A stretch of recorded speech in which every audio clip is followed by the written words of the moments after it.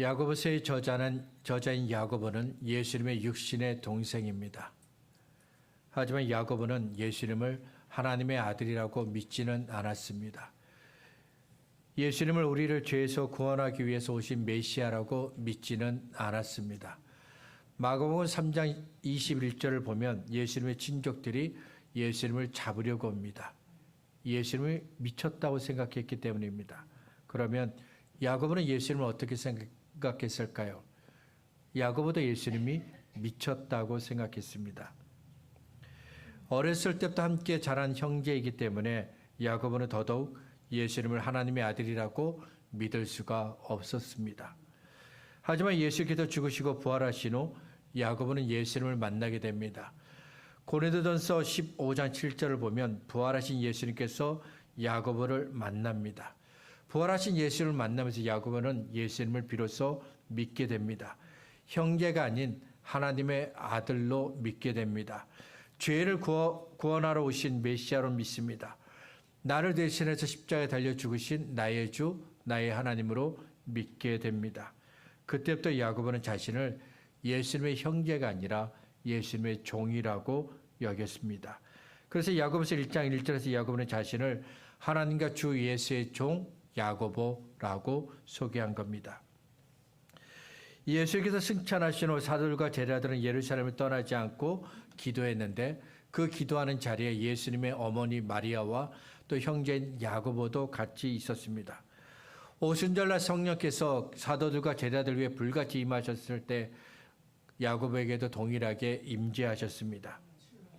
이후 야고보는 예루살렘의 교회의 지도자가 됩니다. 야고보가 예수님의 육신의 형제이기 때문에 교회 지도자가 된 것이 아닙니다. 예루살렘 교회 모든 성도들이 야고보의 믿음을 인정했기 때문에 지도자가 된 겁니다. 모든 사람들이 야고보의 삶을 보고 그의 삶이 맞다, 옳다 인정했기 때문에 예루살렘 교회의 지도자가 된 것입니다. 사도행전 15장을 보면 예루살렘 교회에서 최초의 교회 회의가 열립니다. 여러 나라 여러 민족들에게 복음이 전파되면서 많은 사람들이 예수를 믿게 되었습니다. 예수님의 이름으로 세례를 받았고 교회가 세워졌습니다. 그때 어떤 사람들이 유대인들이 할례를 받았던 것처럼 이방인도 할례를 받아야 된다고 주장했습니다. 유대인들이 모세의 율법을 지키는 것처럼 이방인들도 모세의 율법을 지켜야 된다, 그렇게 주장했습니다. 이 문제를 해결하기 위해서 예루살렘 교회에서 최초의 교회 회의가 열립니다. 거친 논쟁이 있었는데 야고보의 중재로 문제를 해결하게 됩니다. 사도행전 15장을 보면 야고보가 그때 했던 말들이 있습니다. 야고보는 어느 한쪽의 주장이 잘못되었다고 말하지 않습니다.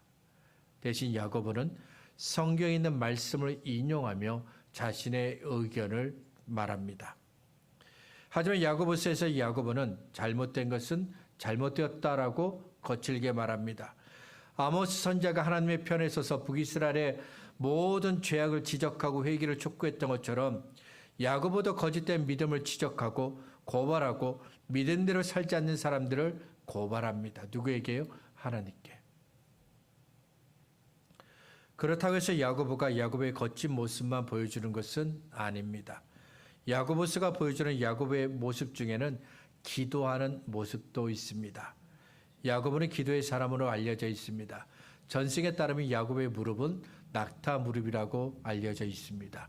오랜 시간 무릎 꿇고 기도했기 때문에 그의 무릎이 낙타처럼 딱딱해졌다는 겁니다. 야고보가 기도의 사람이라고 알려진 것은 매우 흥미로운 이야기입니다.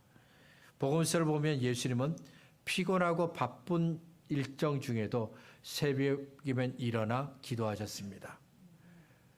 자주 밤을 새며 기도하셨습니다. 큰일을 앞두고는 더 기도하셨습니다. 예수님은 늘 기도하셨는데 야고보도 예수님처럼 늘 기도했습니다. 야고보서를 보면 야고보는 하나님의 말씀을 자신의 삶에 적용하는 것을 매우 중요하게 생각합니다. 읽고 배운 성경을 자신의 삶에 적용하는 것을 중요하게 생각합니다. 그리고 야고보는 우리가 기도하는 것을 매우 중요하게 생각했습니다. 야고보서 1장에서 야고보는 누구든지 지혜가 부족하면 하나님께 구하라고 이야기합니다. 야고보서 4장에서는 교회 안에 싸움과 다툼과 갈등이 일어난 이유가 기도하지 않기 때문이라고 이야기합니다. 그리고 야고보서 5장 13절부터 18절에서 다시 우리에게 기도하라고 요청합니다. 청교도인 매튜 헨리 목사님이 이런 말을 했습니다. 그리스도인으로서 우리는 하나님의 섭리하심에 적합하게 행동할 것을 배운다. 다시 한번 말씀드리겠습니다. 그리스도인으로서 우리는 하나님의 섭리하심에 적합하게 알맞게 행동할 것을 배운다. 우리는 하나님께서 세상을 창조하셨다고 믿습니다. 우리는 하나님께서 창조하신 세상을 다스리신다고 믿습니다. 우리는 하나님께서 뜻하신 대로 세상을 다스리시고 계신다고 믿습니다. 그리고 우리는 하나님께서 뜻하신 대로 우리의 삶을 인도하시고 다스리신다고 믿습니다. 우리의 삶 속에 일어나는 모든 일들은 다 하나님의 계획 속에 있다고 믿습니다. 때문에 우리는 상황에 맞는 적합한 행동을 해야 합니다. 사도행전 12장을 보면 헤롯 왕이 사도 야고보를 칼로 죽입니다. 사도 야고보를 죽인 이후에 헤롯 왕이 이번에는 사도 베드로를 죽이려고 합니다. 사도 야고보가 죽은 것처럼 이제 감옥에 갇힌 베드로는 내일이면 죽게 될 것입니다. 자, 이런 상황에서 교회가 무엇을 해야 할까요? 교회가 해야 할 적합한 행동은 무엇일까요? 하나님을 믿는 성도들이 해야 할 적합한 행동은 무엇일까요? 교회와 성도들이 해야 할 적합한 행동은 기도하는 겁니다. 사도행전 12장 12절을 보면 베드로가 감옥에 갇혔을 때 교회와 성도들은 함께 모여서 베드로를 위해서 기도했습니다.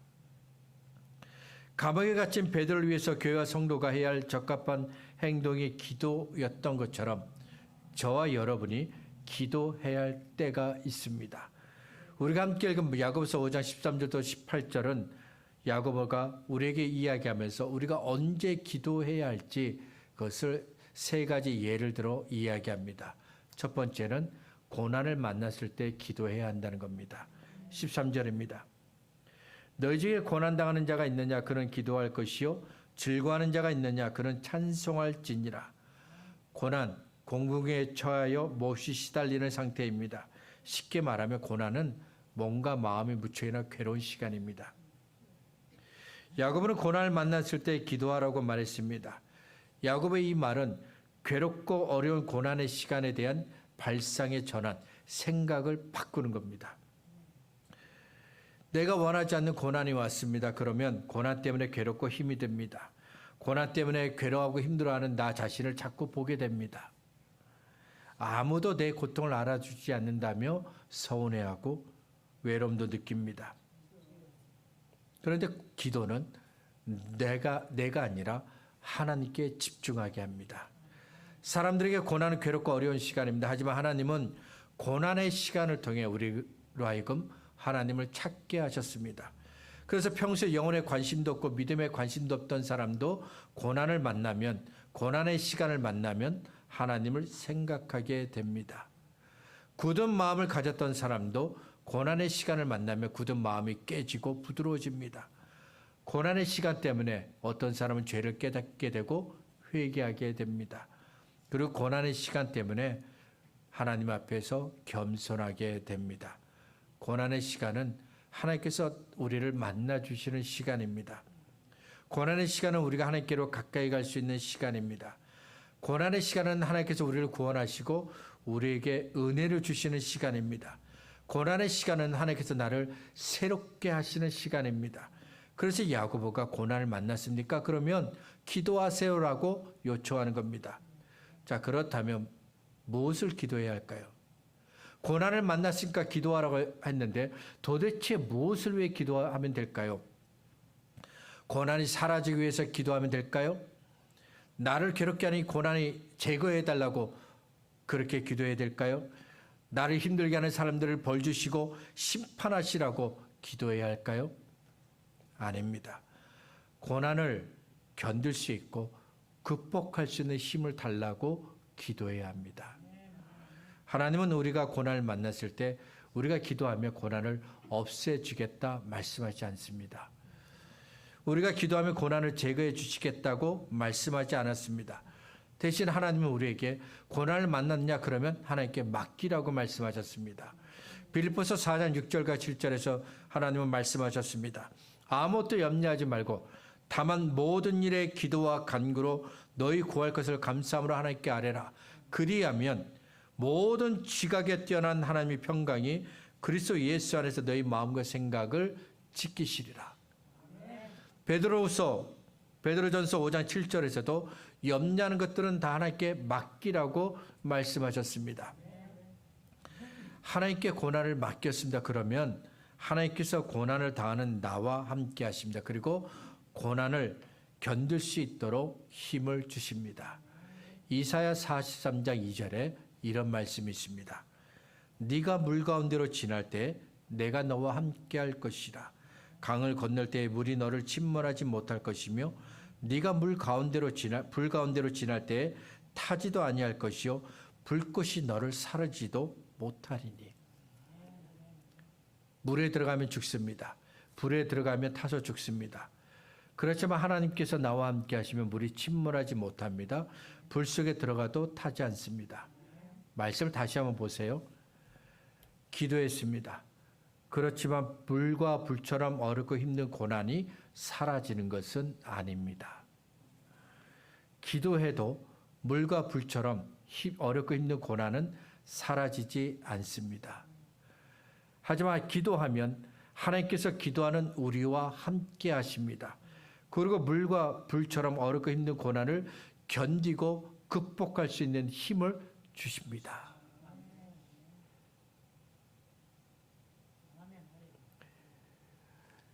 우리의 삶 속에 고난이 다가왔을 때 하나님께 맡기면 우리는 이렇게 기도한다. 하나님, 고난을 제발 사라지게 해주세요.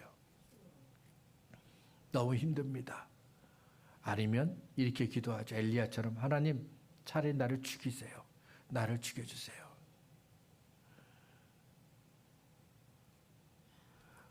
이렇게 기도하는 우리들에게 하나님, 너희 기도가 잘못되었다고 말씀하지 않으세요.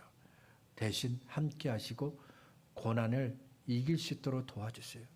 물속에 있어도 나를 보호하시고 풀 속에 들어가 있어도 나를 보호하시고 그 마침내 이 고난의 터널이 다 지났을 때 주께서 나와 함께 하신 것을 감사하며 내가 사망의 음침한 골짜기에서도 하나님의 은혜를 누렸다라고 고백하게 하십니다. 바울에게도 고난이 찾아왔습니다. 병에 걸린 것인데 바울이 이 병을 고쳐달라고 하나님께 간절히 기도했습니다. 왜냐하면 복음을 전하는데 방해가 되기 때문입니다. 사도행전 19장을 보면 하나님께서 바울에게 놀라운 능력을 행하게 하셨습니다. 사람들이 바울이 사용하던 손수건, 앞치마를 가져다가 병든 사람에게 올리면 그 병이 고쳐졌습니다. 참 놀라운 일이죠. 바울이 기도해도 병이 고쳐졌고 바울이 기도하면 귀신이 물러갔습니다. 오직하면 귀신이 말하기를 나는 바울의 이름도 안다고 말할 정도예요. 바울이 있는 곳에는 귀신이 다 도망갔어요. 바울의 삶 속에 이렇게 놀라운 능력이 나타났습니다. 이것은 바울이 복음을 전한 사람이기 때문에 하나님께서 그에게 놀라운 능력을 행하게 하신 겁니다. 그런데 이 복음을 전하는 바울이 병들었습니다. 그럼 병든 바울을 보고 사람들이 뭐라고 얘기하겠어요? 당신의 병도 고치지 못하면서 무슨 다른 사람의 병을 고친다고 하십니까? 당신의 병이나 고치세요. 그래서 바울은 하나님께 내 병을 고쳐달라고 기도했습니다. 간절히 기도한 바울에게 하나님께서 응답하셨습니다. 고린도후서 12장 9절입니다. 나에게 이르시기를 내 은혜가 내게 족하도다. 이는 내 능력이 약한 데서 온전하여 짐이라 하신지라. 그러므로 도리어 크게 기뻐함으로 나의 여러 약한 것들에 대하여 자랑하리니 이런 그리스도의 능력이 내게 머물게 하려 함이라.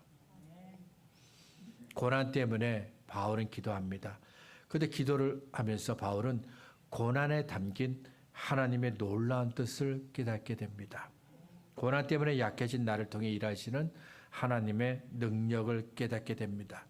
이것은 바울에게만 해당되는 이야기가 아닙니다. 바로 고난 때문에 기도하는 저와 여러분 모두에게 해당되는 말씀입니다.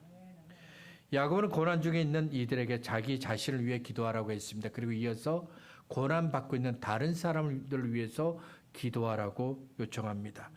전도서 4장 12절에 이런 말씀이 있습니다. 한 사람이면 패하겠거니와 두 사람이면 맞설 수 있나니 세 겹줄은 쉽게 끊어지지 않는다. 즐겁고 좋은 일에 동참하는 것은 쉽습니다. 하지만 괴로운 일에 동참하는 것은 힘이 듭니다. 그래도 우리는 고난을 만난 사람들을 위해서 기도해야 합니다. 그들의 고난에 동참해서 같은 마음으로 기도해야 합니다. 그들이 고난을 통해 하나님을 만나게 되고 하나님의 구원과 은혜를 풍성히 경험할 수 있도록 기도해야 합니다. 불과 불처럼 힘들고 어려운 이 고난의 시간을 통해 하나님의 놀라운 일들을 경험할 수 있도록 기도해야 합니다. 이처럼 우리가 고난을 만난 누군가를 위해 기도할 때 비로소 우리는 예수님께서 내 이웃을 내 몸과 같이 사랑하라 하신 그 말씀을 비로소 실천하게 되는 겁니다. 고난을 만났을 때 기도하라고 말한 후 이어서 야고보는 즐거울 때는 찬송하라고 했습니다. 야고보는 고난과 즐거움이나 전혀 다른 상황을 같이 언급합니다. 고난과 즐거움 두 상황을 만났을 때 우리가 쉽게 넘어지기 때문입니다. 고난을 만났을 때는 힘들기 때문에 넘어집니다. 즐거울 때는 마치 내가 잘해서 된 것처럼, 마치 내가 뛰어난 사람이기 때문에 이렇게 좋은 일이 일어난 것처럼 자랑합니다. 하나님께 영광을 돌리지 않고 오히려 자신을 자랑하고 드높입니다. 그래서 넘어진다는 것이죠. 예수님을 믿는 사람은 이것을 반대로 해야 합니다. 고난을 만나면 기도해야 합니다. 즐거운 일을 만났으면 하나님 감사합니다 하고 하나님께 감사하고 하나님의 이름을 높여야 합니다. 두 번째는 병들었을 때 기도해야 한다는 겁니다. 14절입니다. 너희 중에 병든 자가 있느냐? 그는 교회 장로들을 청할 것이요 그들은 주의 이름으로 기름을 바르며 그를 위하여 기도할지니라. 병들었다고 했습니다. 육체대로 병이 들어서 힘도 없고 일도 할 수 없고 늘 침대에 누워 있어야 하는 그런 상황을 말합니다. 병들었을 때 제일 먼저 해야 할 일은 다른 사람들에게 내가 아프다는 것을 알리는 겁니다. 내가 아픕니다. 그런데 다른 사람들에게 말하지 않고 있으면 다른 사람들은 내가 아픈 줄 전혀 모릅니다. 내가 아픈 것을 다른 사람들에게 말해야 합니다. 이것은 하나님께서 우리에게 허락하여 주신 특권이고 의무입니다. 특별히 교회 지도자들에게 도움을 구해야 합니다. 왜냐하면 병든 자를 위해 기도하는 것은 교회 지도자가 마땅히 해야 할 일이기 때문입니다. 초대교회에서는 의학적인 효능 때문에 병든 사람의 몸에 기름을 발랐습니다. 누가복음 10장 34절을 보면 여력으로 가다가 강도를 만나 거의 죽게 된 사람을 사마리아 사람이 한 일이 뭐냐면 기름을 그의 몸에 바른 것이었습니다. 우리가 감기에 걸리면 감기약을 복용하는 것처럼 그 당시에는 병든 사람에게 기름을 발랐습니다.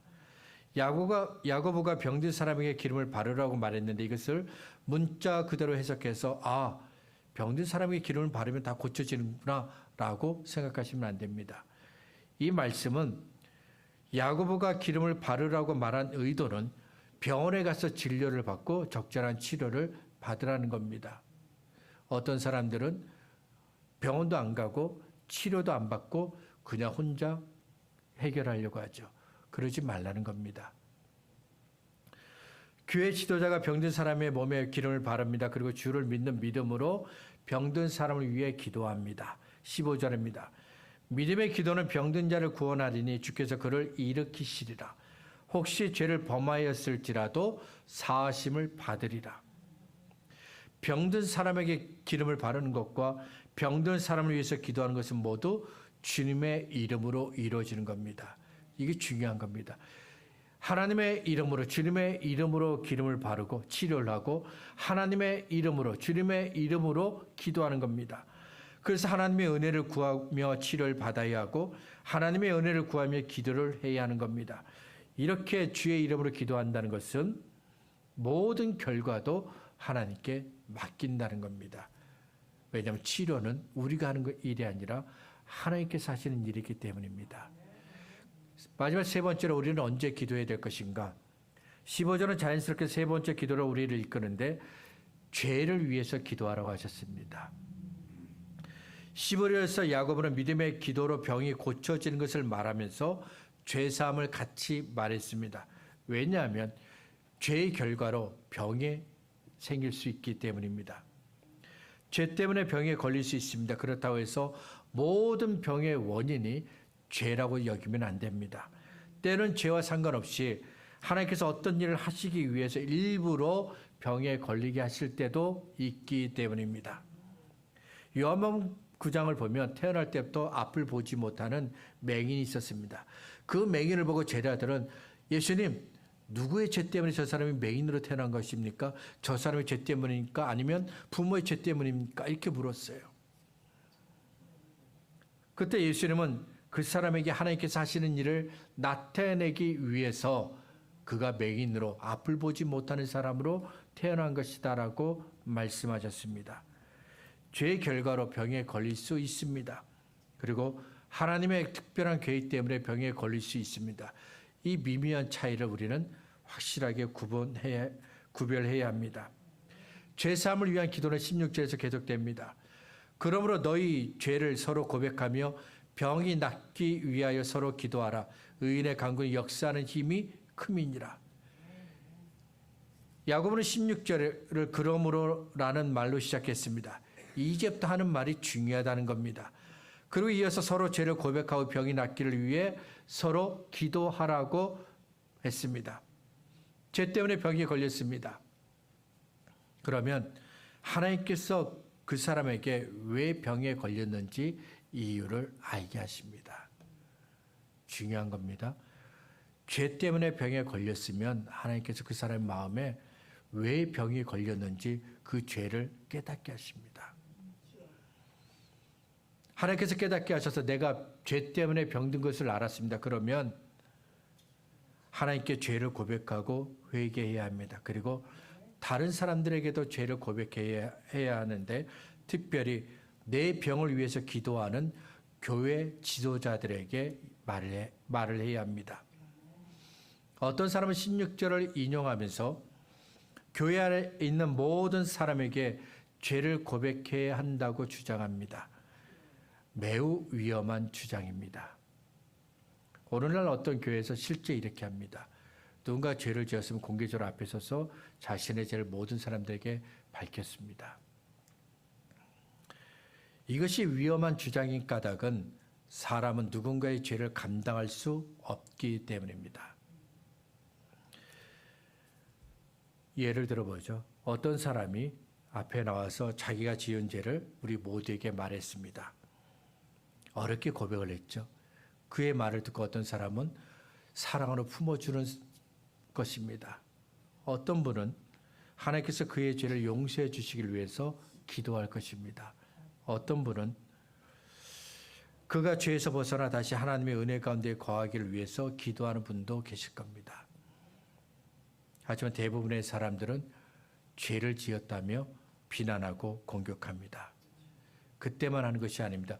오랫동안 그의 죄를 기억하고 계속해서 생각하고 비난하고 공격합니다. 그때 너 이 죄를 지었잖아. 그때 너 이 죄를 지었잖아. 역시 너는 회개하지 않았어. 너는 역시 그런 나쁜 사람이야. 사람은 사람의 죄를 감당할 수 없습니다. 하지만 교회 지도자에게는 깨닫게 된 죄를 고백해야 합니다. 그렇게 죄를 고백해야 하는 이유가 있습니다. 교회 지도자가 병든 사람을 위해 기도할 때 병의 원인이 되는 죄를 용서받기 위해 하나님께 기도해야 하기 때문입니다. 이 일을 알고 기도할 때 하나님께서 그의 기도를 들어주신 겁니다. 하나님께서 그의 죄를 용서하시고 그의 병을 고쳐주시기를 위해서 기도해야 하기 때문에 교회 지도자에게만은 자신의 죄를 고백해야 한다는 겁니다. 야고보는 고난을 만났으면 기도하라고 했습니다. 고난을 만난 다른 사람들을 위해 기도하라고 했습니다. 병든 사람을 위해서 기도하면 하나님께서 고쳐주신다고 했습니다. 죄를 지은 사람을 위해서 우리 기도하면 죄를 용서해 주신다고 했습니다. 그러면 나도 이런 기도를 할 수 있을까요? 우리도 이런 기도를 할 수 있을까요? 나도 고난 때문에 어렵고 힘든 시간을 보내고 있는 사람을 위해서 기도할 수 있을까요? 그에게 도움을 줄 수 있는 그런 기도를 할 수 있을까요? 나도 병든 사람을 위해서 기도하면 그 사람의 병이 고쳐질 수 있을까요? 죄 지은 사람을 위해서 기도하면 그 사람의 죄가 용서받을 수 있나요? 뭔가 특별한 능력을 받아야 되는 거 아닐까요? 하나님께서 내게 뭔가 특별한 능력을 주셔야 내가 기도하면 그 사람의 병이 고침받고 그 사람의 죄가 사함받는 거 아닐까요? 이런 질문을 갖는 사람들에게 야고보가 16절에서 의인의 간구는 역사하는 힘이 크다고 말합니다. 여기서 말하는 의인은 어떤 사람일까요? 야고보가 말한 의인은 죄가 하나도 없는, 한 번도 죄를 짓지 않는 깨끗한 사람이 아닙니다. 로마서 3장 10절은 우리에게 말씀합니다. 의인은 없나니 하나도 없다. 따라서 야고보가 말한 의인은 죄가 하나도 없는, 한 번도 죄를 짓지 않은 그런 사람을 말한 것이 아닙니다. 그러면 야고보가 말한 의인은 어떤 사람일까요? 죄가 있지만 하나님께 회개하고 용서받은 사람입니다. 예수를 믿어 죄사함을 받고 하나님을 신실하게 섬기는 사람, 그 사람이 바로 야고보가 말한 의인입니다. 예수를 믿어 죄사함을 받은 사람이 고난을 만나 어렵고 힘든 시간을 보내고 있는 사람을 위해서 기도했습니다. 그러면 하나님께서 그의 기도를 들어주시고 들으사 도와주십니다. 예수를 믿어 죄사함을 받은 사람이 병든 사람을 위해서 기도했습니다. 그러면 하나님은 그의 기도를 들으시고 병든 사람을 고쳐주십니다.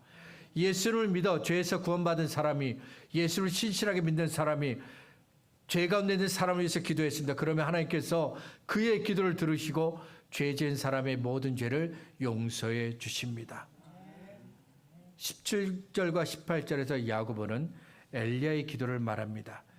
엘리야는 우리와 성정이 같은 사람이로되 그가 비가 오지 않기를 간절히 기도한즉 3년 6개월 동안 땅에 비가 오지 아니하고 다시 기도하니 하늘이 비를 주고 땅이 열매를 맺었느니라. 야고보가 엘리야가 기도합니다. 그러자 이스라엘 땅에 3년 6개월 동안 비가 내리지 않게 되었습니다. 엘리야가 다시 기도했습니다. 그러자 3년 6개월 동안 내리지 않던 비가 다시 이스라엘 땅에 내렸습니다. 그럼 이렇게 놀라운 기도를 한 엘리야는 우리와 다를까요? 아닙니다. 하늘의 문을 닫아 비가 내리지 않게 하고 하늘의 문을 열고 비를 다시 내리게 한 엘리야, 우리와 똑같은 사람입니다. 똑같은 사람입니다. 단 하나의 차이가 있는데 엘리야는 기도할 때 하나님을 믿고 기도했다는 겁니다. 엘리야는 하나님께 기도하면 하나님께서 하늘의 문을 닫으실 것이라고 믿고 기도했습니다. 엘리야는 기도할 때 하나님께서 하늘의 문을 닫고 다시 열고 비를 이 땅에 내리실 것이라고 믿고 기도했습니다. 이 믿음으로 엘리야는 기도했습니다. 그리고 기도한 대로 그는 응답받았습니다. 하나님은 저와 여러분에게도 기도의 힘을 주셨습니다. 중요한 것은 우리가 하나님께 기도해야 이런 일이 일어난다는 겁니다. 그리고 하나님을 믿어야 이런 일들이 일어난다는 겁니다. 우리에게 기적은 매우 신기한 일입니다. 평생을 살아도 한 번 볼까 말까 그런 일, 바로 기적입니다. 하지만 하나님께는 기적이 아주 평범한 일입니다. 하나님은 저와 여러분에게도 기도의 힘을 주셨습니다. 하나님께 기도하시길 바랍니다. 하나님께 믿고 기도하시기 바랍니다. 말씀을 정리하겠습니다. 예수께서 기도하셨던 것처럼 야고보도 기도했습니다. 그리고 야고보는 기도의 능력, 기도의 은혜를 경험했습니다. 때문에 야고보가 문제를 만난 사람들에게 기도하세요 권면하는 겁니다. 고난, 병, 죄는 오래 삶을 흔들어서 낙심하게 합니다. 하지만 기도는 오래 삶을 흔들고 낙심케 하는 고난과 병과 죄에서 벗어나게 합니다. 이길 수 있는 힘을 줍니다. 병 고침의 은혜를 줍니다. 죄의 고통에서 벗어나게 합니다. 기도의 힘을 믿으시기 바랍니다.